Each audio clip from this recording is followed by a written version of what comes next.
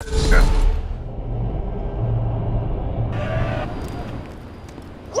to the Tour Corporation's Hunger for Violence Extravaganza! Tonight, we're gonna watch the Vault Hunter take on the Ravenous Wattle Gobbler!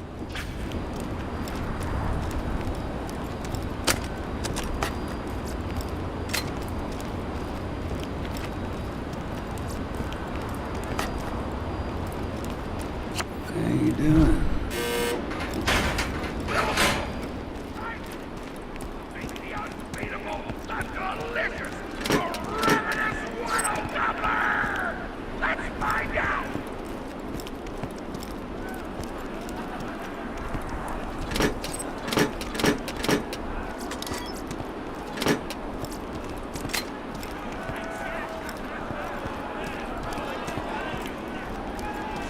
But first, I'm interviewing the only tour contestant to survive a showdown with the Gobbler. Question time! How are you doing? What's your favorite color? Did you ever see that one movie about the dog who played basketball? When did you have your first kiss? Did you ever see the sequel to the dog basketball movie where the dog went to space? And if so, which of the two do you prefer? Awesome! Another question. How do you feel about my facial hair? Thank you! How do you feel about the Vault Hunter's chances against the Ravenous Wattle Gobbler? Will they win? Will they die? Your thoughts! You don't sound confident! Further questions! Who is the most attractive person on Pandora? That's an awful thing to say! Ellie's like a 10! Try explaining your definition of beauty, you chump! No! I'm done talking to you! Your grasp on body politics is lacking at best! Oh! Looks like we're out of time! We'll be right back after a word from our sponsor! Hey! Get over here so I can whisper some things to you in secret!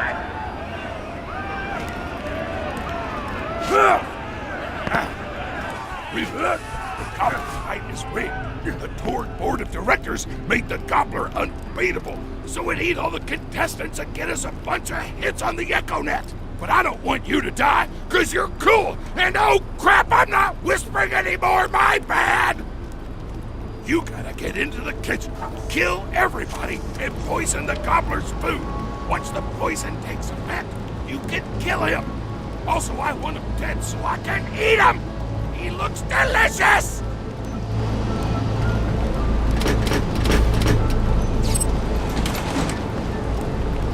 And we're back! The Vault Hunter's in the kitchen, but today there's a new item on the menu. Murder! Vault Hunter, kill the chef!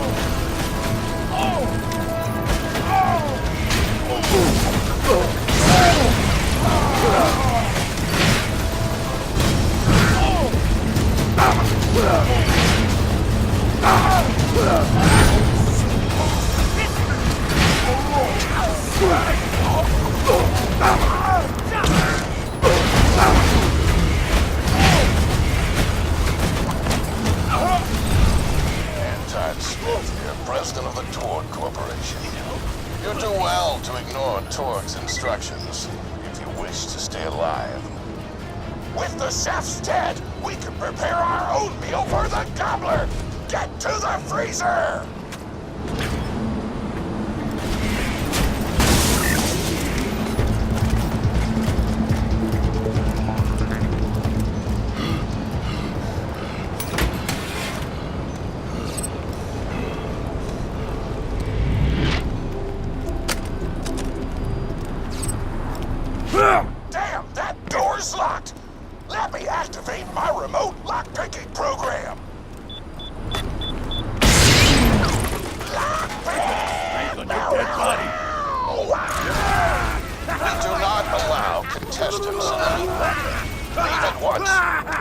gotta choose some meat for the Gobbler's meal.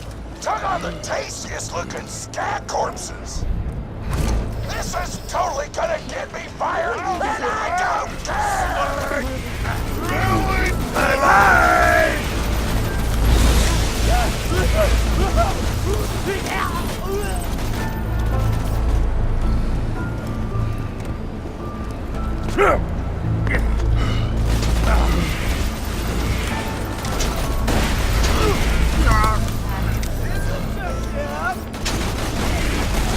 Get down! Bury me upside down!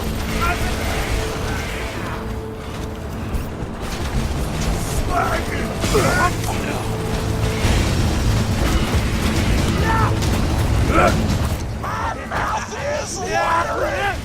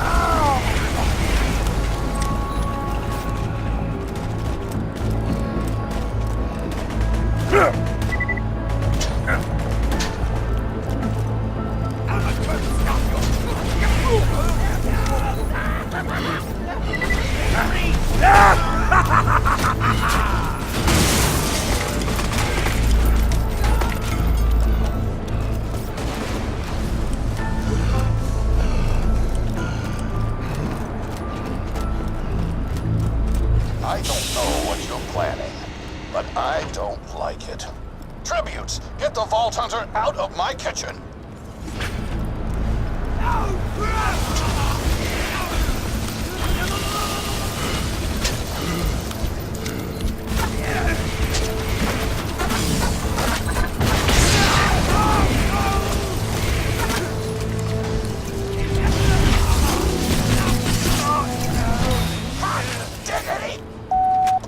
Those dudes didn't stand a chance! You almost feel bad for them, but then you start laughing because you were technically acting in self-defense, so screw them! Violence doesn't solve anything, except for all the things it does!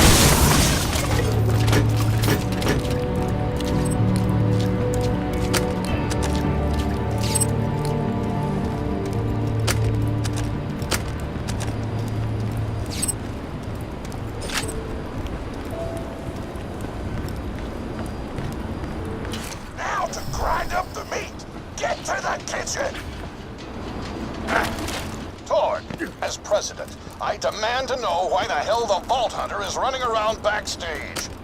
Just trying to mix things up. Your job is not to mix things up. Your job is to flex your muscles and do air guitar solos, idiot. Words can hurt!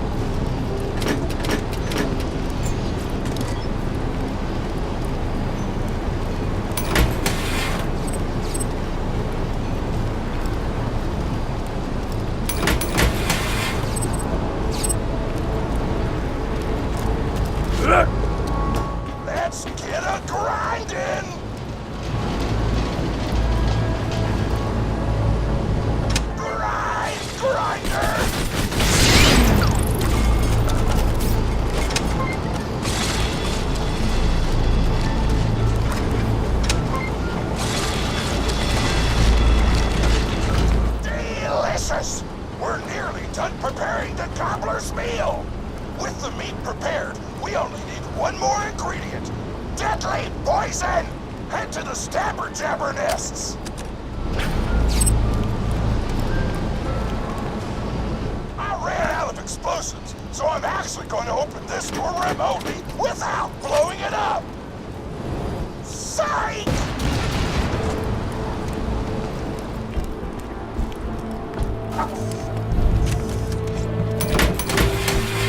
You know you're following an idiot, yes?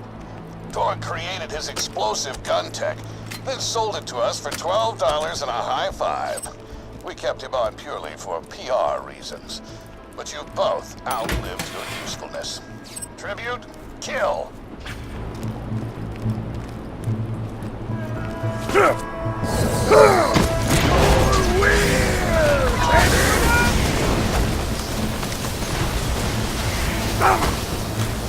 Why?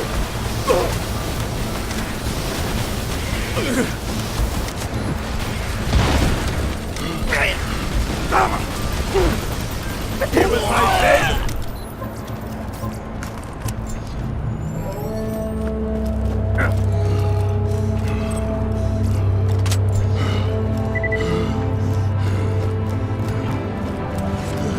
When God closes a door, I blow it the up.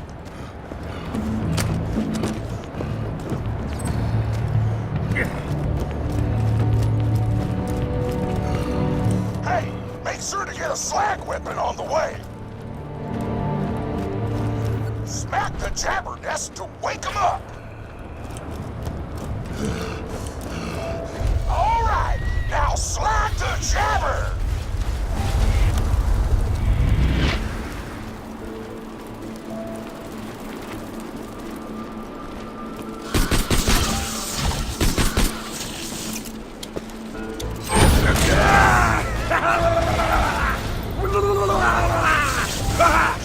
Before the slag wears off!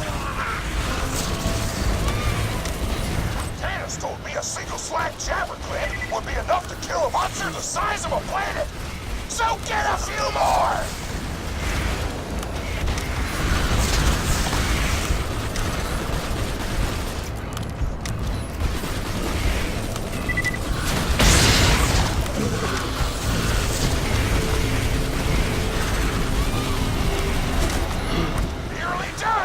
I can almost taste the Gobbler now! Woo! You got all the glands! Now pop them into the Gobbler's dinner, and you'll be ready to fight him! Why do you insist on being a moron, Torg? This is why you lost a controlling share of your own company. I knew I should have killed you when I had the chance.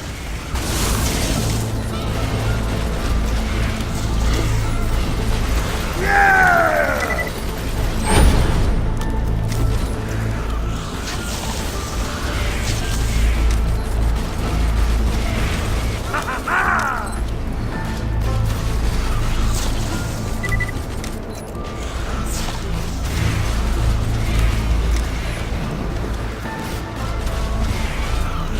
I am having fun!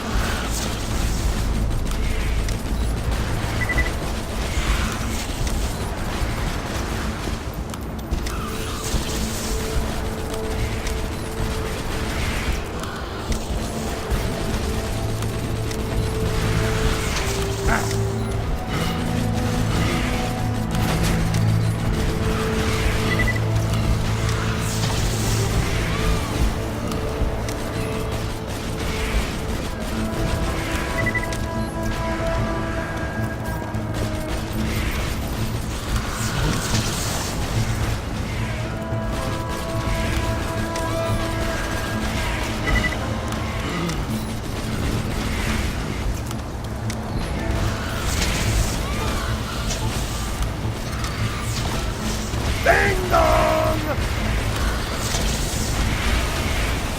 Snap!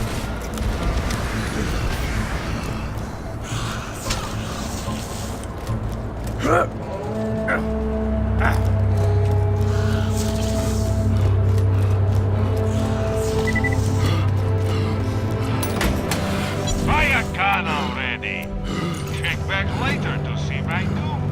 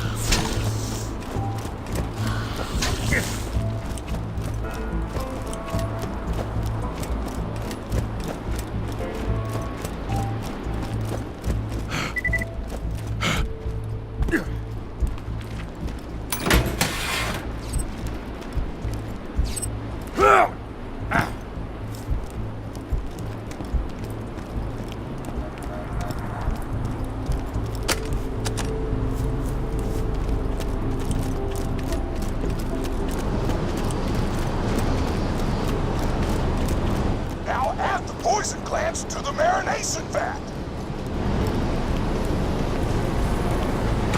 Hit that button to marinate the out of that meal.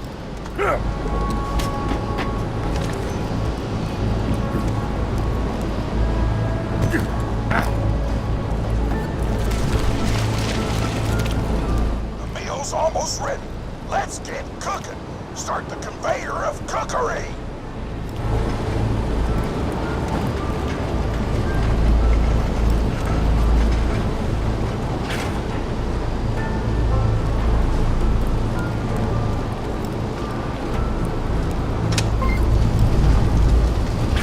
That's it. You've gone off script one too many times, Torg.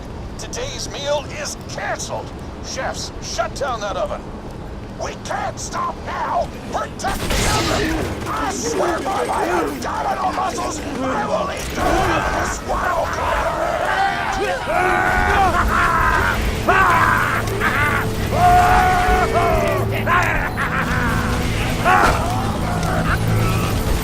The chefs want to shut off the oven!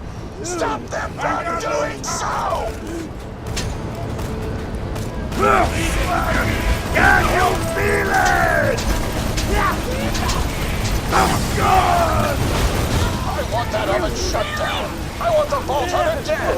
And I want Mr. Torg's head on a plate. Restart the oven. I will not serve you one bite. Stop it!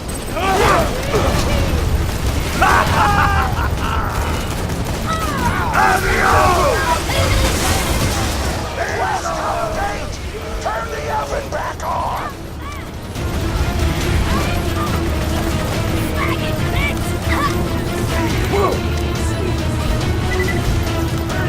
Bucket!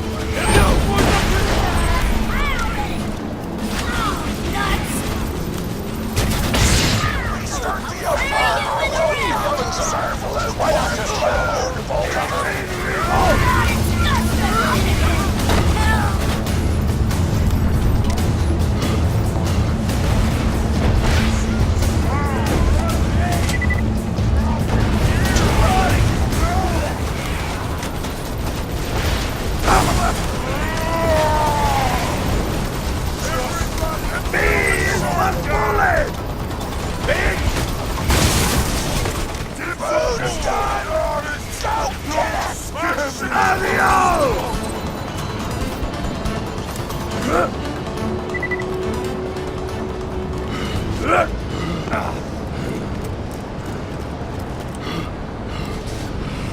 My taste buds are aflame with the power of 1,000 nuclear bombs! My mouth is watering so much, you could drown a small village in my cheeks!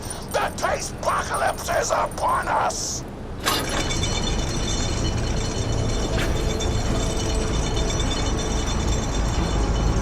If you kill that Gobbler, Torg, it'll be your last meal. The board of directors and I can guarantee that.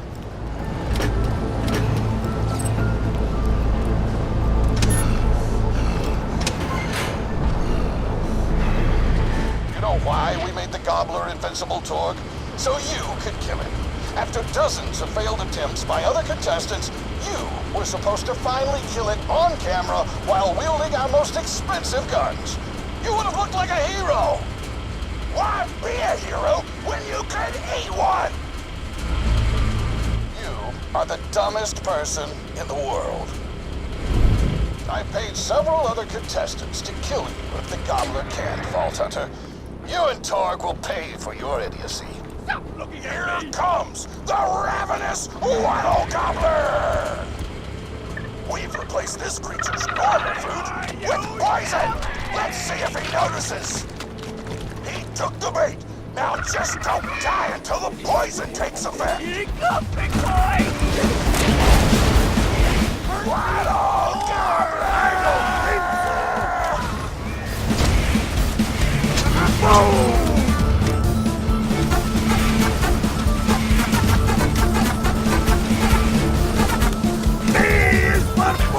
No, you idiotic mercs! Don't shoot the Gobbler! Shoot the Vault Hunter! The poison's working! It's working! The Gobbler is killable!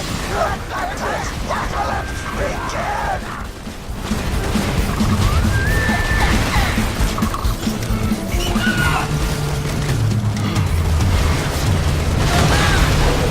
This is your last chance, Torg. Pull this off, or you're out of the company! Whatever! I'll just walk remarks for you pro-things up! Pro-voter!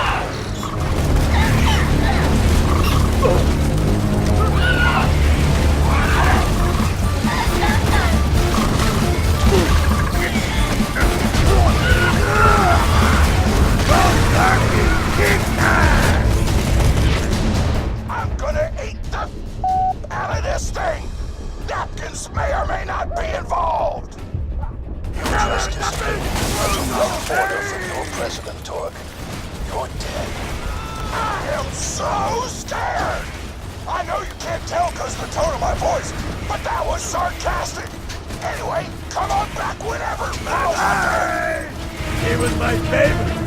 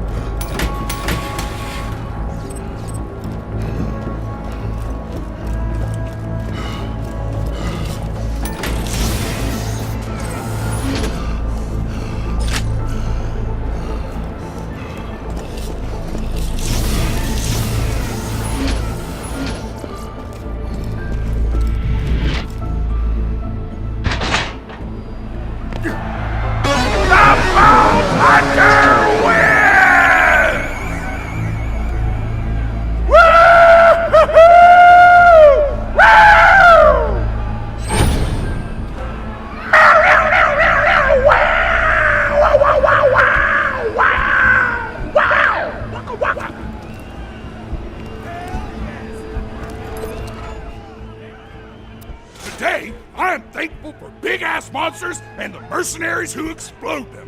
It almost brings a tear to your eye, but you hold back because you don't want to look like a wuss, but it's okay because real badasses cry too. Oh, my grandma's a pretty big fan of yours. Could you go say hi to her?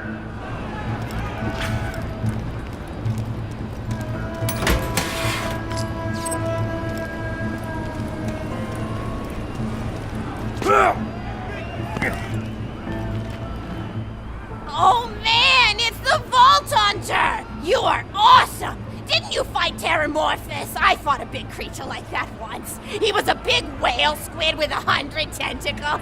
You ever thought anything with tentacles? Oh, of course you have. Terramorphous had tentacles, how silly of me. Now, where was I? I am so sorry. All right, The whale creature. His name was Blowhole the Apocalypse. I call him the Apocalypse for short. And he attacked my hometown of Tsunami's Edge when I was but a little girl. You ever been to Tsunami's Edge? Great town, nice beaches, great food, and the cost of living is just so low. Even being a single grandmother and working part-time at a scat meat processing factory, I was still able to provide for little Mr. Torg. We may not have been able to afford the finer things in life, like food, but we got by. After all, Mr. Torg and I didn't have anything but one another after that horrible gas leak blew up the iridium mine, killing my son and his lovely wife. From that day onward, my little Mr. Torg vowed to conquer explosions themselves in an effort to avenge his fallen parents, and... Ah, man, I forgot what I was talking about. Where was... Oh, right! The Blowhole the Apocalypse! So anyway, I was wrestling Blowhole to the ground, and I had my bicep curled around his blueberry throat. Blueberry? Sorry, I meant to say blubbery. I've got blueberries on the brain, I guess. I grow them in my backyard. Mr. Torg helped me plant them. Thanks again for that, grandson. I love you, Grandma! Anyway, I have my bicep around his blubbery throat, and Mr. Torg starts crying because he really likes whale squids and he doesn't want to see me hurt one. They are the princes of the ocean!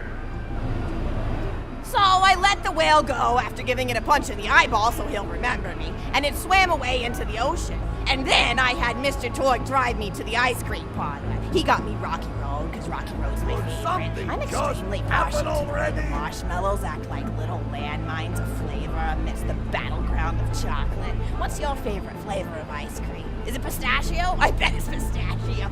Oh, that reminds me! You'll never guess who I saw today! Pistachio the Amazing! He's a magician who studied under Crazy Earl, so he's got that weird mustache, you know, but I saw him make a rack hive disappear.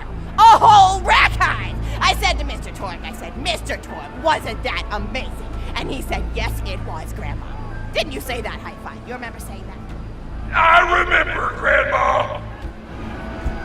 And we stood in line afterward and got his autograph, and I thought I had it somewhere around here, but it's probably in the attic. I really ought to go up there and clean it out one of these days. I have so many little keepsakes up there. You're paying attention, right? Say, what's my favorite flavor of ice cream? Oh, so you are listening, how wonderful. You're an even better listener than my old pet rack, Beasto. Beasto was such a sweetie. You ever had a pet rack? If you can tame them, they are the sweetest pet you'll ever have. He used to just sit on my shoulder and bite chunks of flesh out of my neck to pass the time. I still remember the way he used to tweet. He went, tweet, tweet. It was so cute. I had a conversation with him once. I said, Mr. Beasto. He liked being called Mr. Beasto. It made him feel like an aristocrat.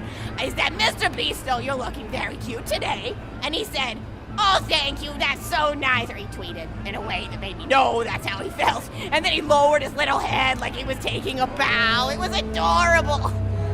Beasto was my third pet rack. First I had Woody. He got hit by a train. Then I had Anita. She got shot up trying to take vengeance on the train that killed Woody. And then I found Beasto making little poops on the windmill outside our house. After Mr. Torg and I wrestled her to the ground, I did a flying pile driver off a nearby tower tree. Got him straight in the spine and brought him down. We brought him in and fed him some skag steaks until he decided he loved us. I still miss Beasto sometimes. He just died of old age. Racks don't live much longer than a few years, but I treasured the time we had together. Oh, poor Mr. Torg. When Beasto died, he cried for a week. The kids made fun of him at school, but I told him not to pay them any mind. Being in touch with your emotions is not a character flaw! That's right, high five. Is something wrong? You look confused, Vault Hunter. Oh, you probably haven't heard anyone call Mr. Torg high five before. The world may know him as Mr. Torg, but the Flexingtons always refer to him using his middle name. It's a Flexington family tradition, after all, to use your grandfather or grandmother's name as your own middle name. And my husband, High Five Flexington, God rest his soul, was the best grandfather Mr. Torg could have asked for before he passed. He taught Mr. Torg dang near everything he knew about firearms. Without High Five's teachings, I don't think the Torg Corporation would exist at all. gosh, I still remember the first gun Mr. Torg tried to make after his parents died. A Jacobs shotgun with a stick of dynamite attached to the barrel. Torg nearly blew his face off, but he got up, dusted his mustache off, and swore that by the time he reached the age of 11, he would make a gun that fired explosions without killing the operator. And by golly, he did!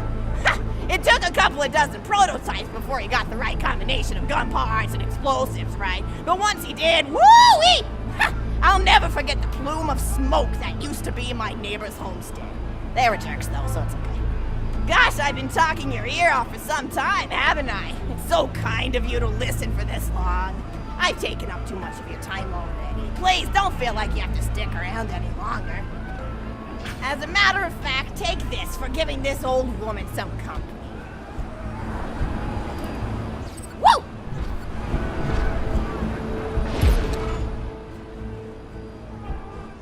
You're even more attractive than Mr. Torg said you were.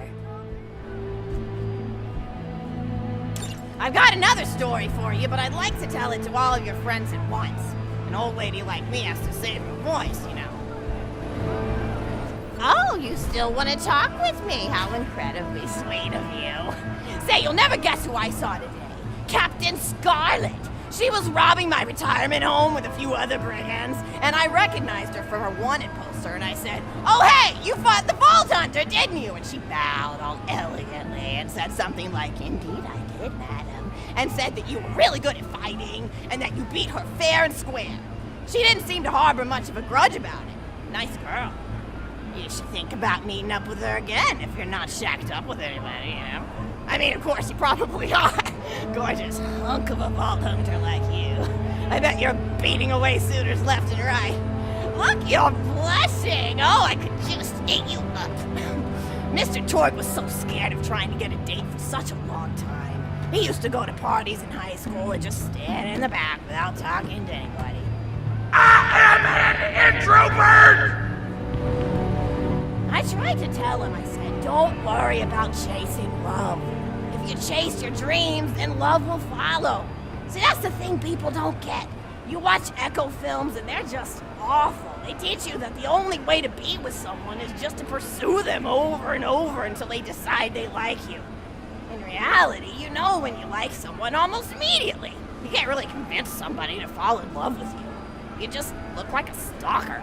But if you do things that you're interested in, like making guns that explode or killing mercenaries, then people will see that confidence and skill you have and they'll be attracted to it. But there's always a fine line between that kind of confidence and narcissism, you know? There's nothing worse than somebody who wants to be famous. I remember when Mr. Torg first sold his weapons tech to that board of directors, he was pretty egocentric for a while. Taking pictures of himself and posting them to the EchoNet all the time. Trying to hobnob with every celebrity that used his weapons. He came back home one day with a supermodel under each arm and I said, "Mr. Torg, what are you doing? You've lost sight of who you are. It's been weeks since you actually created a new gun," I said. And it was true. He'd been more obsessed with being well known for doing something great than with actually doing something great.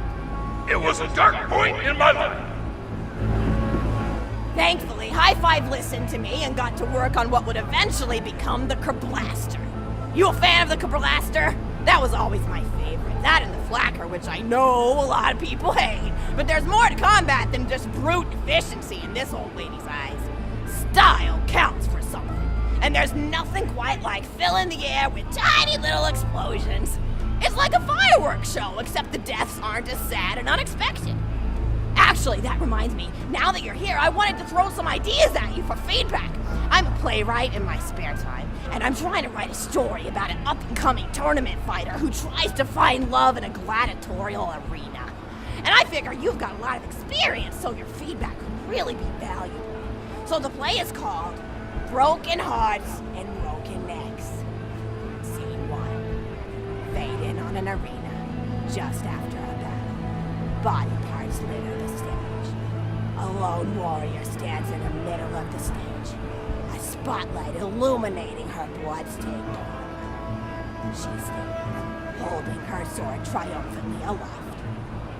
Valkyrie. Is there no warrior who can challenge me? Must I be destined to spend my life as the strongest, the bravest, the most invincible warrior this galaxy has seen? For I am Valkyrie, scourge of the gladiatorial games! Watching Rust. Excellent Valkyrie, as she shakes her head in despair. From stage left enter Noda, a janitor with a heavy heart and an even heavier conscience. He begins sweeping the body parts into a bin, which is colored green, and remember that because that's a symbol of color, until melancholy overtakes him. He drops his bush broom to the floor and falls to his knees before delivering a heart-wrenching soliloquy. The blood cannot be washed away, not before and not now, even as I attempt to escape the past which haunts me still. Must I live forever as a fraud, sweeping up the trash of others to hide my shame and avoid my pursuers? Must I forever remain on the periphery of joyful combat, ever watchful but never participating? With a clatter of armor, Valkyrie re-enters the stage right. Good morrow, lowly janitor. I heard a noise and thought it worth investigating. Oh, great Valkyrie, 'twas nothing but the wails of those souls you released from their bodies tonight. Souls that wail in agony as they fly upward to Valhalla. Fools! What have they to wail about? Their agonies are over, ended at the point of my sword. Mine, however, have only yet begun, for it is lonely at the top, and an unchallenged life is a boring one. Noda, aside. If only I were able to tell her my true identity, I would give her a fight she would not soon forget. Back to Valkyrie. Yes, ma'am, boredom is the true tragedy. May you one day find challenge in combat. Stupid. Noda picks up a giant two-armed bastard sword with almost no effort. Valkyrie aside. What is this? Excellent. Stage left. Valkyrie. What strength this janitor possessed? Who is he to pick up a bastard sword with 2 fingers? What hidden power does he hold? What secrets does he keep? I will endeavor to uncover his past in the hopes that our swords may cross in battle! Excellent. End of scene. Scene 2. The interior of the governor's house. The table is set with myriad teas and biscuits. Oh, I'm so sorry. I didn't even ask you for the feedback on the first scene. Did you like it? Oh, wonderful. I'll continue then. Scene 2. The governess enters from stage left. Governess. I refuse to respond to these absurd accusations. Her husband looks at her quizzically. Governor. And what accusations may those be? Governess. Actually, you know what? I don't think I'm ready to get feedback on the play yet. But what about you? What are you up to? Tell Grandma Flexington all about it. I bet you've had some amazing adventures. Mr. Torg told me about the time you all played bunkers and badasses together. He said it was one of the most fun and welcoming experiences of his life. Grandpa! You're embarrassing me! Sorry, sweetie, but really, you and the Vault Hunters are his first real pals. It wasn't easy for Mr. Torg to make friends at school when he had facial hair at age 8, pecs at 8.5, and dead parents by age 9. People found him intimidating, but I told him that he should be thankful for the fact that he looks different. Anyone who wouldn't be friends with you based on appearance wouldn't be a very good friend anyway. But he really does like hanging out with all of you. Most people these days want Torg to pose for pictures or blow something up by flexing at it. It's not often he gets to sit down and play games with people. Oh, speaking of games, did you play Going Back to the House yet? It's a new echo simulation about exploring a log cabin you lived in when you were a kid. There's no violence or anything. You just walk around looking at cereal boxes and remembering people you made out with. I really like where Echo Sims have gone in the past few years, don't you? There seem to be a lot more of them with interesting things to do beyond shooting people, and the writing has gotten so tight and concise. For instance, did you ever play The Samurai's Marker? The whole game's story was delivered through haiku. Did Zero write it or something? No, I'm just joshing. I know you're too busy for that. But oh yeah, I was playing at the end of the pointed gun last night on my Echo Sim player, and wow, is that fun. It's about a guy who punches people and smacks himself in the face with doors. Easily one of the best punch-related comedy sims ever. But oh, I'm really looking forward to this game called Robot Hunter Assault Squadron, which is this big randomized survival game about throwing bottles at trees and accidentally scaring birds. In the demo version, I scared a bird so hard it died. 10 out of 10 in my book. But what kind of things do you do for fun? You play any sports? You look like you might be into some of the more extreme stuff, like spine hurdling or psycho head volleyball. I knew an athlete a lot like you when I was younger. Her name was Nijo, and she was especially gifted at the giblet toss. That's an old pastime we had back when I was younger. Idea was you punch a convict, and then see how far you could make their viscera fly across a big field. You got points based on distance and the size of the viscera. She won the final round of the giblet toss championship by getting a left eyeball to cross the 300-meter mark. They said she was juicing with iridium, but I think they were just angry that she dethroned the reigning champ, misogynistic Jeff. People really liked him for some reason. Hey, what's your favorite food? Mine's burgers, personally. People look at you like you're a pleb or something when you say you like burgers, but just think of all the things you can do with them. You can change out the patty, play around with the toppings, change what sides you have. You ever have a burger with veggie chips? Gosh, I all but forgot about fries for about a year after I discovered the veggie chip combo. And I'm not a vegetarian or anything, but those veggie patties they make on the more upper class worlds are crazy good. Better than real meat if you cook it right. Mr. Torg tried to be vegetarian once after he saw a fluff bear get run over by a truck. How long do you last again? 12 seconds! Barely even finished the word vegetarian before he lunged at a skag chew I was holding in my left hand. Nearly lost a finger. Granted, he's always been partial to skag chews or skag bacon. Don't know why, since I always felt like skags tasted like old tires and vomit. But to each his own. Taste is a funny thing. People say your taste buds get more refined as time goes on, but they actually get worse and worse. So when Mr. Torg used to refuse vegetables as a kid, it's because he was actually tasting how awful they were. When we old folks eat vegetables, we're only okay with it because we can't taste all the gross vitamins and stuff. Granted, vitamins are what have kept me going for as long as I've been going. You get enough B12 in your system and you can headbutt a freight train without so much as a bruise. That reminds me, I need to get my pills ready for the rest of the week. I have one of those little metal containers split into different sections for each day. It's really helpful. And the sides are sharp enough that I can use it to ward off burglars if I need to. What else do I have to do this week? Probably head to the bazaar, pick up some frozen spider and flanks. Gotta bring my coat though, because it gets kind of chilly in the freezer section. What else do I need? Oh, I need Schwartzman's candy drops. Gosh, those are delicious. They're so smooth and sweet. Just thinking about them, I could go for one right now, couldn't you? Do you think you could go find me one?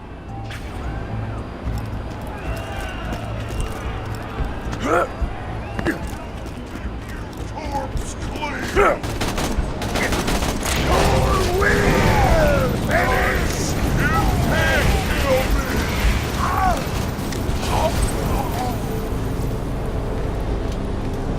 You should be running! Oh! God, it's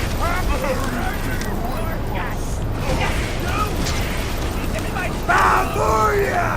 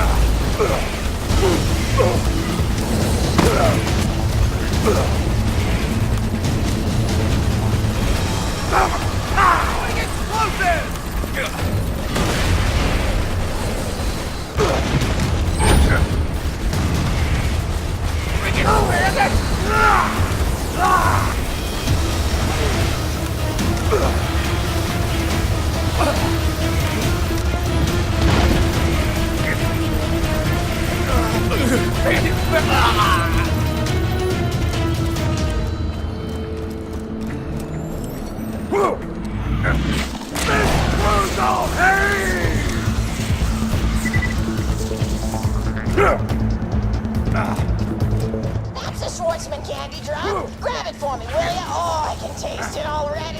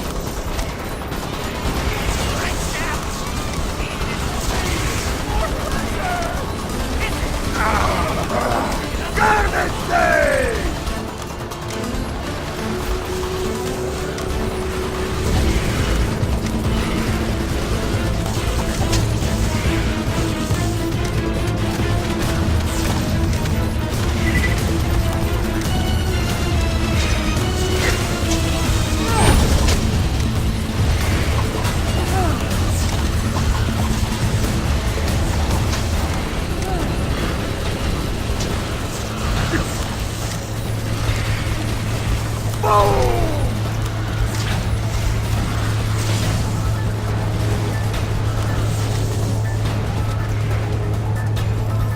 wonderful. Bring it back here and I'll finish my story.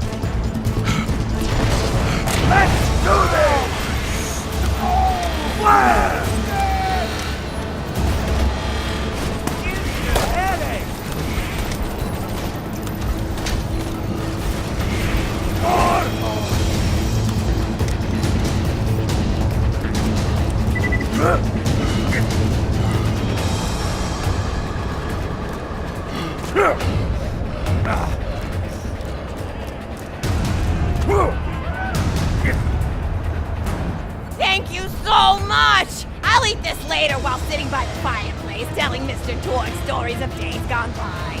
There's just nothing like a good roaring fireplace, is there? Something healing and safe. Maybe that's why our family likes explosions so much. They're basically just big fireplaces. Every explosion feels just like coming home. Oh, maybe that'd be a good slogan for the Torg Corporation. Don't you think, High Five? Ah! Oh, don't be silly. It's a wonderful slogan and you know it. I used to come up with slogans for a living when I was in my teens. I came up with the jingle for Professor Gunsight's Can't Miss Scopes. How'd it go again? Oh, yeah. If you try to shoot but you miss a lot, then give Professor Gunsight Scopes a shot. And then they played a gunshot sound effect and someone going, ah! It was cute. But gosh, I've been talking for a while now, haven't I? Thanks for bringing your friends to listen to an old woman ramble for a while. I can't tell you how great it is to have somebody new to talk to, especially a Vault Hunter. Oh, and one more thing. No, actually, that could probably make just something about vaults and the end of the universe. Anyway, here. I always spoil my friends, just like I spoiled my grandson. Ooh, new toy!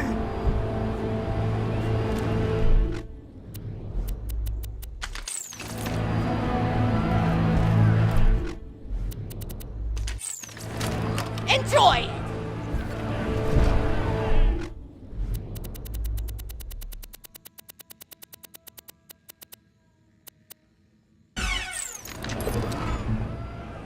Conversation! Ow!